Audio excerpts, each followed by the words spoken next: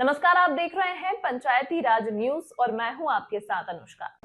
रायपुर लोकसभा से सांसद छत्तीसगढ़ सरकार के वरिष्ठ पूर्व मंत्री बृजमोहन अग्रवाल ने नागपुर में हुई हिंसा, वक्फ बोर्ड में हो रही भ्रष्टाचार पर नियंत्रण लाने, आर्थिक रूप से कमजोर मुस्लिम परिवारों के लिए सही रूप से मददगार बनने के लिए वक्फ बोर्ड कमेटी में किया गया बेहतरीन सुधारों में बिल पर प्रधानमंत्री मोदी जी को धन्यवाद देते हुए सांसद बृजमोहन अग्रवाल ने एएन एक्सक्लूसिव इंटरव्यू में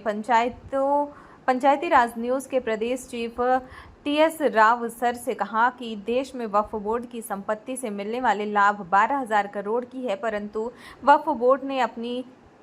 हिसाब किताबों में 200 करोड़ के ही लाभ दिखाना एक गंभीर भ्रष्टाचार है। इसी भ्रष्टाचार में नियंत्रण लाने, आर्थिक रूप से कमजोर मुस्लिम परिवारों को वक्फ बोर्ड के द्वारा सही मायने में लाभ पहुंचाने के उद्देश्य से प्रधानमंत्री नरेंद्र मोदी ने लोकसभा में वक्फ बोर्ड की नया बिल ला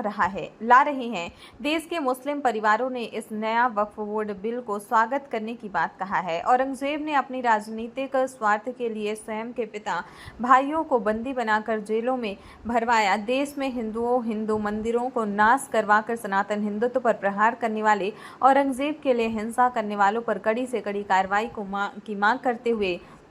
बृजमोहन अग्रवाल ने कहा कि महाकुंभ की महिमा दिशा दशाओं में फैलाने वाले प्रधानमंत्री मोदी जी के सामने आज पूरे दुनिया नतमस्तक होकर हस्तों से प्रणाम कर रही है। यह भारत के लिए गर्व की बात है। चल रहा है, ये देश के हित में नहीं है। कुछ लोग खाते हिंदुस्तान की हैं पर गाते जो हैं औरंगजेब की हैं। कुछ लोग ऐसे हैं जो वक्फ की संपत्ति जिसका फायदा करोड़ों लोगों को होना चाहिए, गिने चुने लोग उसका फायदा उठा रहे हैं और उनके पास में जवाब भी नहीं है कि वक्फ की लाखों एकड़ जमीन होने के बाद, खरबों की संपत्ति होने के बाद कितनी मुस्लिम महिलाओं के जीवन को सुधारा गया, कितने मुस्लिम नौजवानों के जीवन को सुधारा गया, कितने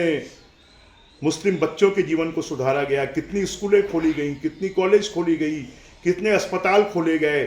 कितने लोगों के लिए अनाथालय खोले गए। कोई जवाब है क्या? अगर देश की सरकार हमारे अल्पसंख्यकों के जीवन को बेहतर बनाने के लिए अगर वक्फ बिल में संशोधन ला रही है तो उसका समर्थन करना चाहिए। और जो लोग औरंगजेब के नाम पर और वक्फ बिल के नाम पर पूरे देश को अशांत करने की कोशिश कर रहे हैं, उनको जनता जवाब देगी और सरकार भी उनके साथ में कड़ाई के साथ में निपटेगी। नागपुर हिंसा को लेकर के सर आपका क्या प्रतिक्रिया है? सबसे पहले तो मैं आज लोकसभा में मोदी जी ने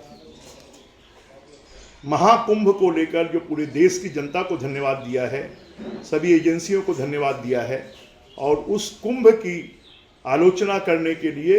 विपक्ष 1.5 घंटे तक गर्भगृह में रहा और उसने सदन की कार्यवाही नहीं चलने दी, इसकी मैं निंदा करता हूं और मोदी जी को बधाई देता हूं कि उनके नेतृत्व में देश की आधी आबादी ने अपनी आस्था, श्रद्धा,